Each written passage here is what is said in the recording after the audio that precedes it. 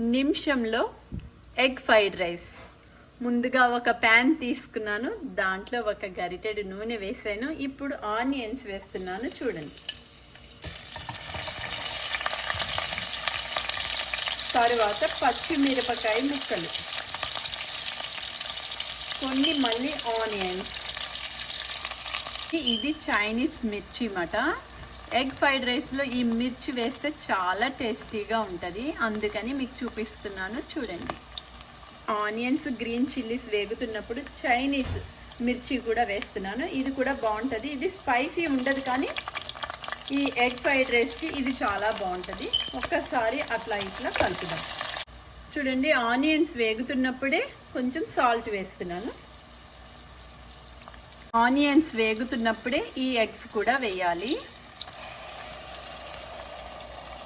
చూడండి, ఒక్కసారి ఇట్లా మిక్స్ చేసుకోవాలన్నమాట. ఇది మిక్స్ చేసుకున్నాక సపరేట్ చేసుకోవాలి. ఈ ఎగ్స్ అన్నీ ఇట్లా ఫ్రై చేసుకొని మనం పక్కకు పెట్టుకోవాలన్నమాట. ఎగ్ అంతా ఫ్రై అయిపోయింది చూడండి.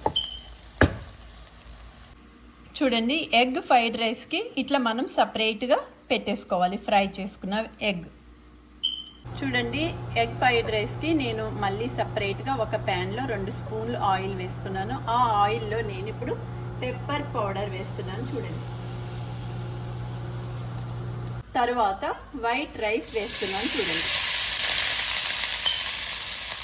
చూడండి, ఇందులో పెప్పర్ వేసాం కదా, అందుకని కొంచెం అట్లా ఇట్లా మిక్స్ చేసుకోవాలన్నమాట.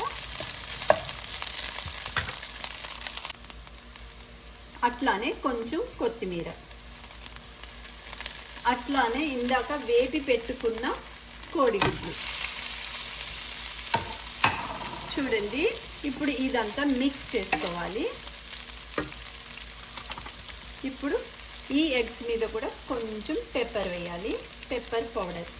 ఇప్పుడు ఇదంతా కూడా మిక్స్ చేసుకోవాలి చూడండి. ఈజీగా ఎగ్ ఫ్రైడ్ రైస్ రెడీ అయిపోయింది. అంతే, ఎంత ఈజీగా అయిపోయింది చూడండి. Egg fried rice ready. వేడి వేడిగా ఎగ్ ఫ్రైడ్ రైస్ రెడీ అయిపోయింది చూడండి.